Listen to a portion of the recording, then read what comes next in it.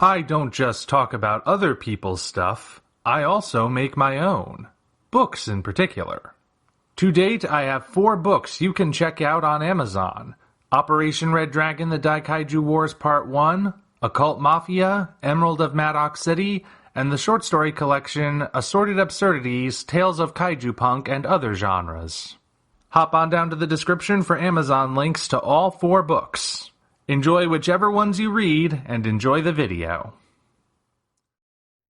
Hello, ladies and gentlemen. I am the Omni Viewer, and welcome to Genre Benders, Obscurities, and Flawed Gems, where we look at the best stuff you've never heard of. I have mentioned this in the past, but I'm not a big fan of zombie stories. Not because I find them too scary, but rather because I find them boring. Zombies as monsters just aren't that interesting, usually being nothing more than empty husks that look nasty but don't have any deeper identities, and works focused on them tend to be riddled with cliches. That, combined with the oversaturation of zombies in the mid-aughts, led to me just not being interested in them. They might make good lackeys for a different monster, sure, but as the main threat, I just couldn't care less. But since there are exceptions to every rule, it follows that there are some zombie stories I do like. One is Shaun of the Dead for effectively using a clever metaphor. Another is the episode Plague of Madness from Genndy Tartakovsky's Primal, which really makes you feel the agony of the zombie dinosaur's condition. And a third is the subject of today's review, simply entitled Savageland. In 2011, the Arizona border town of Sangre de Cristo was the epicenter of a genocide. In a single night, the entire population of 57 men, women, and children was slaughtered in a manner most gruesome. Blame was quickly placed on Francisco Salazar, the lone survivor of the incident. The odds were always stacked against Salazar. Since he was in the country illegally, he was found covered in blood that was not his own, and the nearby town where he was arrested and tried has a deeply rooted culture of racism. What's more, his account of what happened, which he only gave once before his PTSD rendered him nearly catatonic, sounded like the ravings of a lunatic, as he claimed that monsters of some sort were responsible for the carnage. Many consider the case to be open and shut, but Salazar had an old camera on him that night, and the pictures he took, though blurry, suggest that his story of the town being ravaged by monsters might not be so far-fetched after all. Savageland takes an interesting approach to a very familiar concept. Rather than throw itself into the beginning or midst of a zombie apocalypse, this film begins in the aftermath, where the undead have already struck and vanished. This means we follow the people who come in later to pick up the pieces and figure out what happened. To present this story, a documentary format is adopted, presenting it as a sort of true crime event that slowly takes a turn towards the conspiratorial and the supernatural as it unfolds. To achieve this style, a lot of effort was put into the visual presentation. You have screen ratio changes, you have variations in audio quality, and you have some expert editing as footage is spliced with crime scene photos, all of which come together to make a film that feels like an authentic documentary. Adding to this are the performances, which are delivered in the sort of naturalistic way you would expect from a real documentary film. Not everyone here is an actor. For example, author Lawrence Ross plays a fictionalized version of himself in the movie. He's mostly known for writing nonfiction books about African American history, though here his role is expanded to be something of a daring investigative journalist trying to get to the truth. You might also recognize comic book writer Len Wein, who appears here as Len Matheson, a photojournalist who lends his expert eye to Salazar's photos of the night Sangre de Cristo fell. This is one of the few acting roles he ever did, and it's not bad. None of the actors feel like they are acting, which lends authenticity to their performances and, by extension, authenticity to the whole film. What Savageland leans on for the horror aspect are the photos, and those are what really make it stand out. Savageland was made at a time when found footage horror was still really popular, and it could have been easy to do some shaky cam footage of the town's destruction, but something else was done to set the movie apart. Rather than video footage, the attack on SDC is conveyed through photographs taken by Salazar as he fled.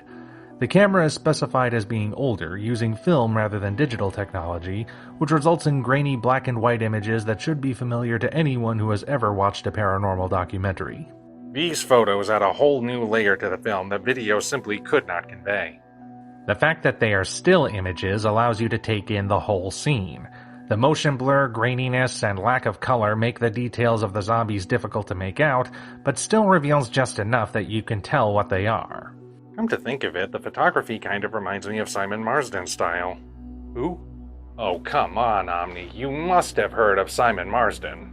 He was a photographer who built his career on photographing haunted locations all over the world, though particularly in Europe. He used an infrared camera setup so that when the photos were developed, they would have an eerie glow to contrast with the heavy shadows.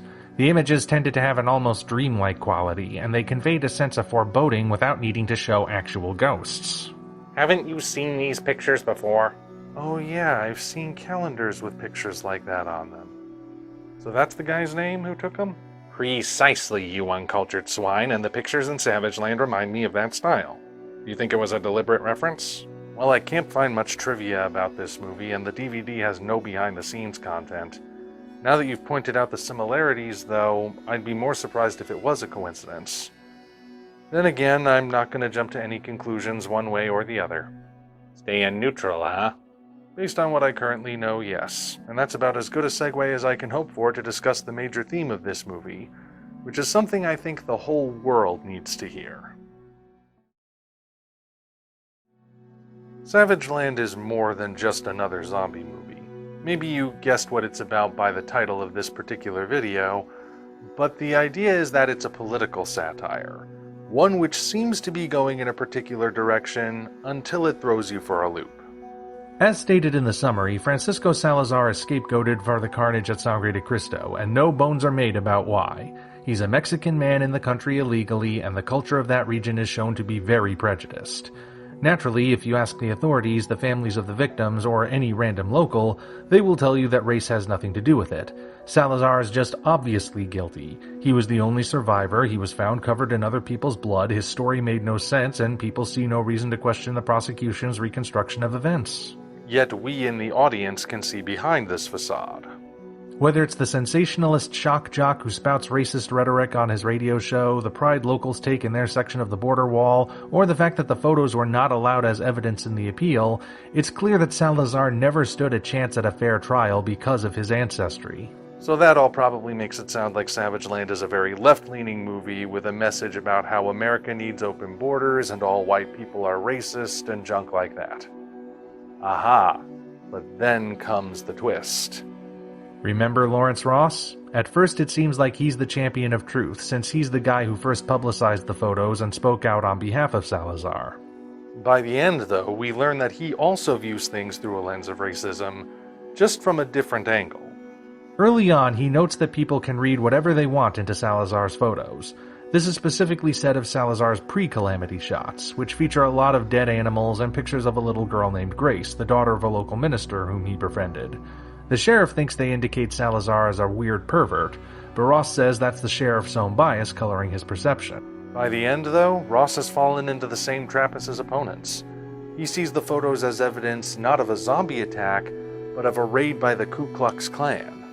He claims that the disaster involved Klansmen donning elaborate costumes so they could slaughter a town with immigrants in it, even though most of the town's population were Caucasian.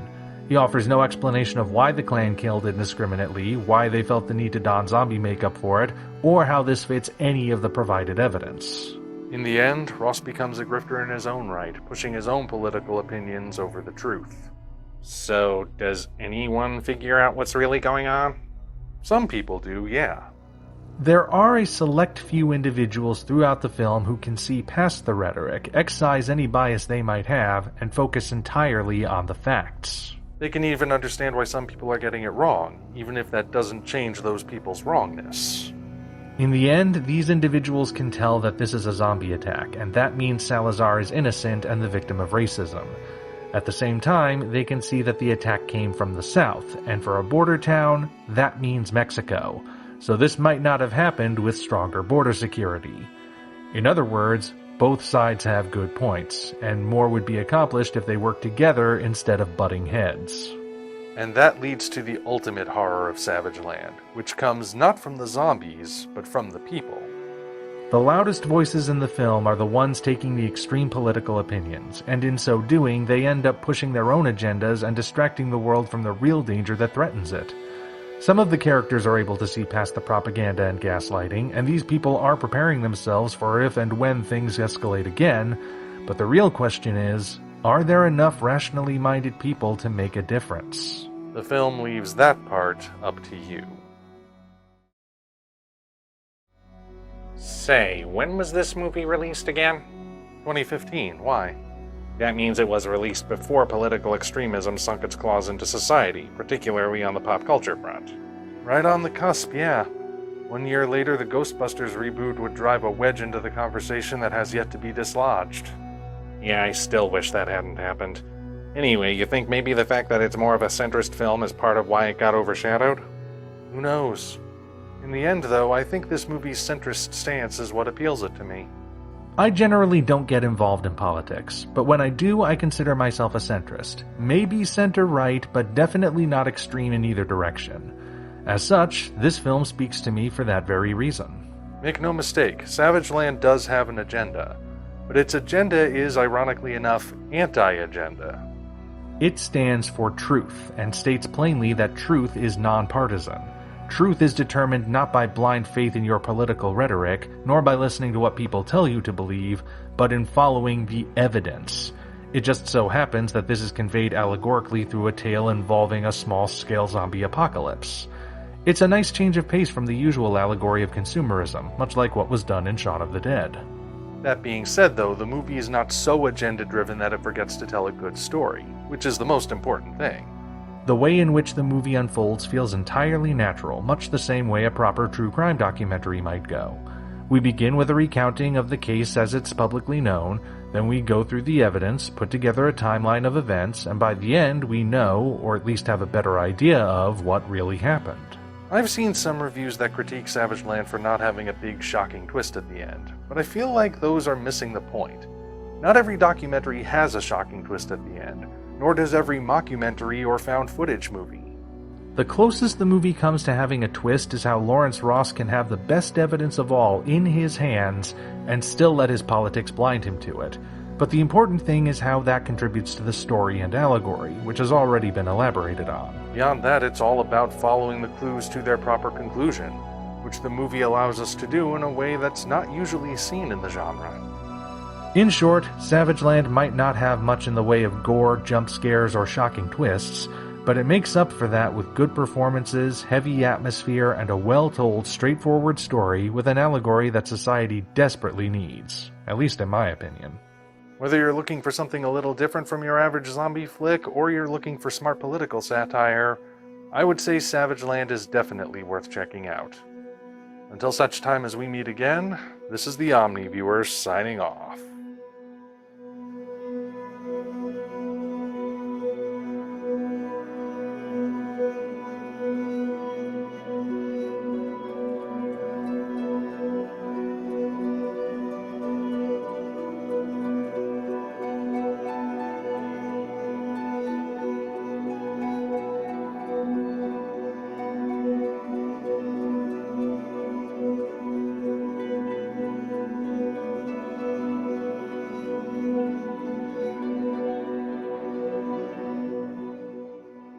Fun fact, the mural that's shown during the end credits is actually still up, at least as of this video's posting.